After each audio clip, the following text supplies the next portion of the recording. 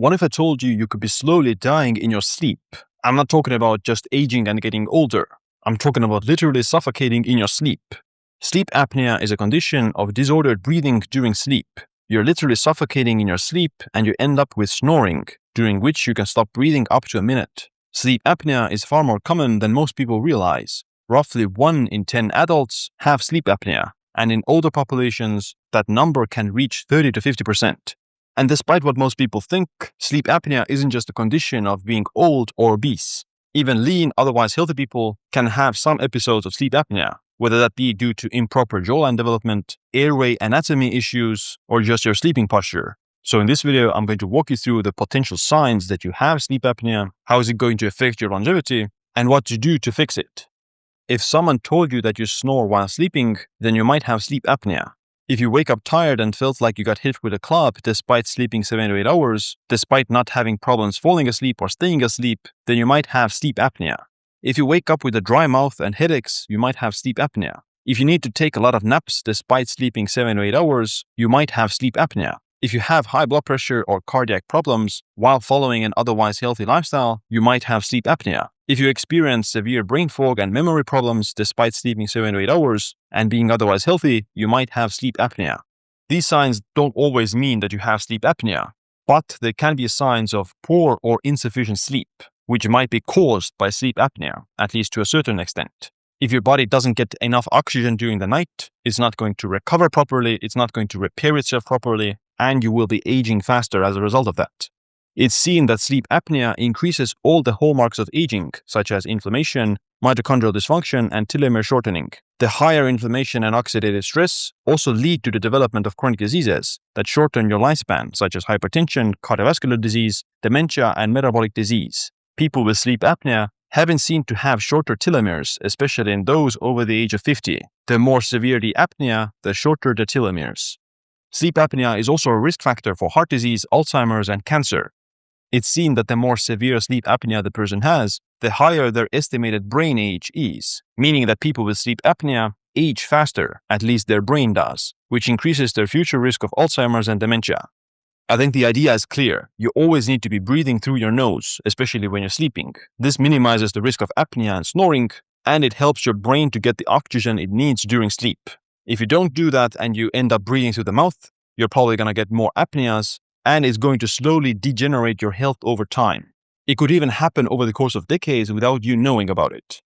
I want to take a quick break to let you know about my favorite wellness devices, which are the bond charge red light therapy devices. You've probably seen many of your favorite longevity influencers using these red light therapy devices, but do they actually work? Yes, they do. Red light therapy has been shown to have many benefits on skin anti-aging, hormone optimization, pain management, and even exercise performance. I use my device every day for 15 minutes, especially during the winter months when there's not much sunlight. It increases my energy in the morning and makes my skin glow. Just check out the testimonials on the bond charge website for the before and after pictures of other people. Most red light therapy devices don't have the right wavelengths of light, which might mean you're not getting the claimed benefits. Bond charge uses the exact wavelengths of light used in research, and they also have near-infrared light that's beneficial to the joints. Head over to bondcharge.com and use the code Siim, S-I-I-M, for a 15% discount. Now we know the potential signs and risks of sleep apnea.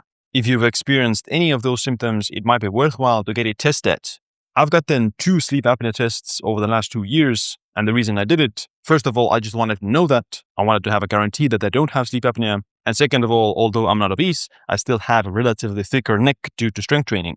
And you can get sleep apnea even if you're otherwise lean and with low body weight if you have a slightly wider or thicker neck. That's why a lot of bodybuilders use CPAP machines during sleep. They have so much muscle and their neck is so wide that they get sleep apnea similar to an obese person. Now, I'm no bodybuilder and I'm not massive, but I just do these things just to be sure and because it interests me. Fortunately, you can measure sleep apnea with an at-home test kit, such as this one, and you don't need to go to a sleep lab to get a full sleep study. Both of my test results came back normal and I don't have sleep apnea. It's perfectly normal for you to experience a few apnea episodes during the night because you're in deep sleep, but they should be relatively infrequent and low in number. Sleep apnea is diagnosed when you have 5 or more apnea or hypopnea episodes per hour of sleep. If you sleep 7 hours and you have 5 apneas per hour, then that's 35 apneas in total. But it can be up to 100 apnea episodes throughout the night. I had 4 apneas in total during my first test, and the second showed only 1 apnea, which is very low. That will put me well into the normal category and low risk of sleep apnea. I would recommend everyone over the age of 40 to get a sleep apnea test at least once, especially if you don't have anyone else to tell you whether you snore or not, and especially if you have a wider neck, whether that be because of being overweight or doing strength training. Alright, now let's talk about what can you actually do to improve sleep apnea and your breathing during the night. I'm going to divide the strategies into 3 levels, going from the least invasive and the easiest to the most invasive. Level 1 options to treat apnea include mouth taping. This is a simple way to fix mild mouth breathing during the night. By mechanically forcing the mouth closed, you're just going to end up breathing through the nose. Don't worry, you're not going to suffocate or become hypoxic, because your body will just make you breathe through the nose.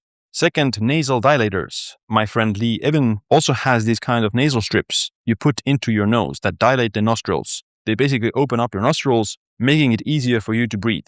Breathing exercises are also useful for teaching yourself how to breathe through the nose. You should spend 95% of the day breathing through the nose, because that's what's healthy. Mouth breathing is only justified if you're speaking or doing exercise or you're yawning. Losing weight is an important factor. If you're overweight or you have a very big neck, then losing weight tends to improve breathing during sleep. If you're just fat and obese, then lose the weight. If you're very muscular and you have a super thick neck, then even in this situation, you might want to lose the weight. At this point, you're carrying too much muscle mass and it's wrecking your sleep. Mouth breathing can also be brought about by allergies or poor air quality. If your sinus cavities are inflamed or clogged up with snot due to allergies or infections, then that can make you breathe through the mouth. To fix that, you need to look at your environment. Is there poor air quality? Is there house mold? Is there something else in your environment that gives you allergies, and try to treat them? Level 2 option is the CPAP machine. You should get a proper sleep apnea diagnosis and exhaust the level 1 options first before you get a CPAP machine. However, the CPAP machine can literally save your life if it helps you breathe during the night. If you're in the process of losing weight, then it's still better to use the CPAP machine during this time, because bad sleep makes it so much harder for you to lose weight. If you're a muscular bodybuilder or powerlifter and you don't plan to lose any weight and you want to stay huge, then you definitely need a CPAP machine. Level 3 option is surgical intervention. Sometimes sleep apnea is because of a crooked or recessed jawline that collapses during the night, resulting in snoring or blocked nasal cavities due to some reason. Surgery to reconstruct or clean blocked sinuses can also be life-saving, and the same with the jawline.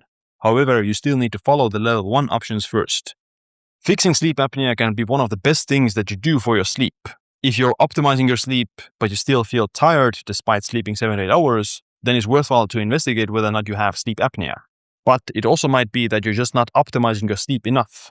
If you want to know how I took my sleep scores from 75 to 100, then check out this video next.